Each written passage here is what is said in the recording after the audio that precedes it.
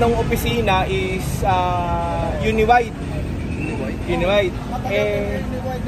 Wala nang wala yun. Hindi ko rin Pangalan mo. pero pangalan ko. Pangalan. Pero pangalan ko. Pero totoo naman kaya. Be-verify daw nila kaya nga kailangan ko sumama. I-verify nila. So ngayon, alanganing oras, syempre hindi na makakalabas ng kulungan. Kulong ako ng hanggang Lunes. Ba't siya makukulong? Yun nga kasi kung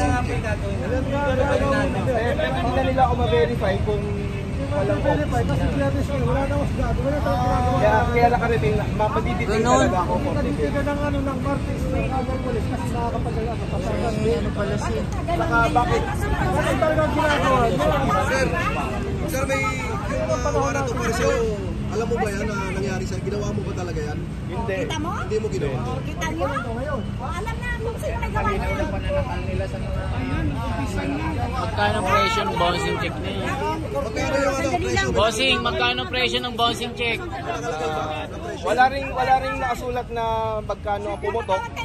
Pero ang piyansa is 2,000 pesos. 2,000 pesos. Yun ang piyansa. Ngayon kasi Biyernes na. Lunes na. Hindi, wala nang sarado na yung office.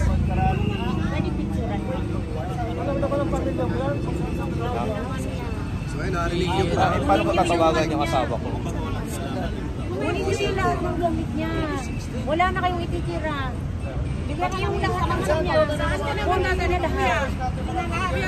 Hindi, dapat sumama kayo doon. Sama, kailangan samahan niyo. Hindi pwedeng siya lang. Hindi pwede.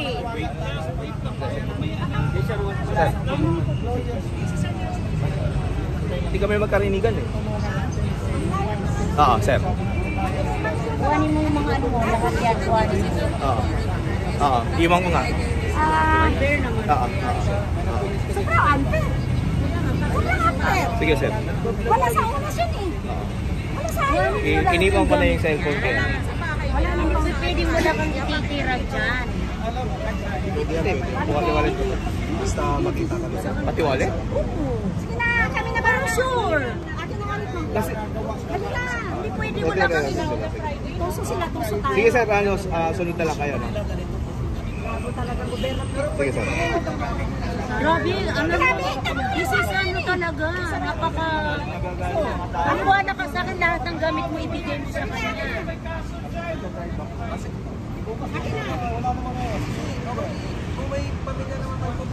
Hindi pwede, iwan mo lahat yan. Wala sa ayos yung ano na yan. Hindi pwede. Lahat ng gamit mo ibigay mo. Ibigay mo na lang din. Lahat. Uy, vlogger, alam niyo yan ha? I-ano mo yung lahat ng gamit mo, iwanan mo sa kanila. Hindi pwede. Sa Makati po, sa Makati sa Hindi pwede kayo. Ay, hindi. Sa istasyon. Sa istasyon. Ano station? Sa station.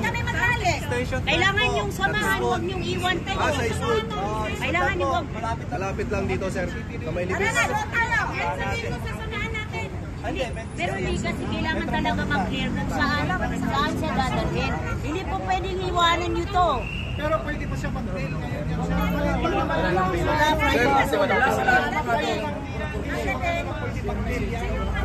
Okay na, okay na. Lahat ang kanyang mga ibang gamit mo, iwanan mo dyan. Oo, pinasok. Tong-ching-ching. Tapos wala naman, tong-ching-ching. Ay, ito man, tong-ching. Bouncing check, kaso hindi niya alam na wala daw siyang alam doon. Bouncing check. Lahat tayo pwede ka magkaso. Si Kuya Nelson ito, channel 167. Sir, pwede kami sumama? Hindi pwede kayo magpaalam. Sasama talaga kayo. Hindi pwede. Hindi pwede. Magpapalak pa kayo. Sasama sa kahit saan. Ano po? Sasama kami. Ang tawag yan, tagitado. Lahat, sama. Lalo na lahat tayo. Sasama tayo. Trabaho lang yan, tama. Trabaho lang yan kay sir. Ayan nyo si sir, trabaho lang yan.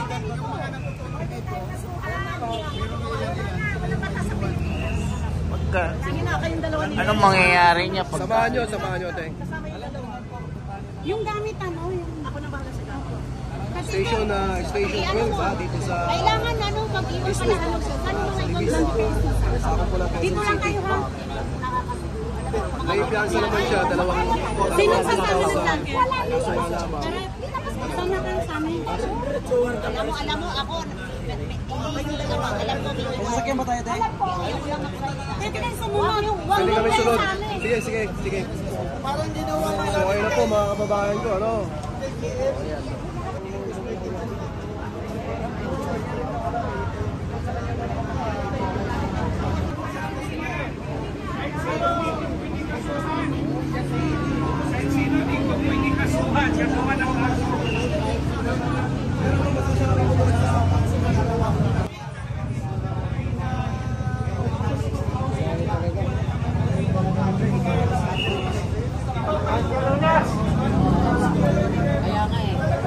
Alam niyo naman maraming followers yan na vlogger eh. Tapos talagang patahimikin talaga. So marami sa atin yan. Oppression. Oppression yan. Oo, oppression yan. Gusto talaga na abusalan yung ating mga yung karapatan natin. Ingat-ingat tayo kasi tayo talaga baka babalikan tayo yan. Sir, may mga nagko-komento sa akin na meron daw memo na pakauliin yung mga vloggers na pupunta sa batasan. Ano masasabi mo ron, sir?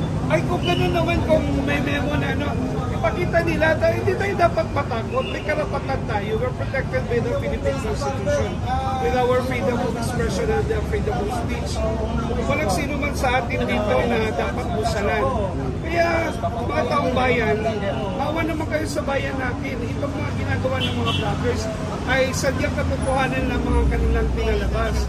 Wag nyo naman hayaan na lang na ganito ang takbo ng ating mga takbo ng ating gobyerno na talagang kahit yung simpleng pagpapahayag ng sino man dito ay bubusalan ng itong gobyerno na to. Kawawa talaga tayo dito. Lahat hawak nila mula sa militar, tsaka PNP, mga korte, hawak nila. Kaya tayo mga vloggers dito, ingat-ingat po tayo.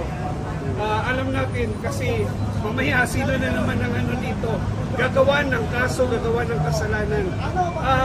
Anong nangyari sa kanya? Matagal na yun? August ba yun? Ano ba? August 16 daw. Tapos dito pa talaga para may magiging impact dito sa mga nagsusuporta na ayaw natin yung gobyernong Tiwali. Talagang talaga ito, pagbabalahura ng karapatan ng ating mga mamamayan, ng mga simple at mga ordinaryo mga tao na gusto lamang may pahayag yung tama, yung totoo at walang kinikilingan, yung totoong serbisyo para malaman ng iba, lalo na sa mga tao na walang alam at hindi nila alam. Kaya po, tayo ingat po tayo. Yan lang po. Sir, silent martial na ba tayo? Ay, talaga naman. Talagang hindi tayo dapat mapagpakapati. Silent martial talaga to. Ayan na, meron na tayong in-examplean dito. No? Na isang vlogger talaga na hinuli nila dito. Dito pa talaga. Pwede naman huli nila sa bahay o kung saan. Ang problema, iba ang address. Walang address. Mali ang address.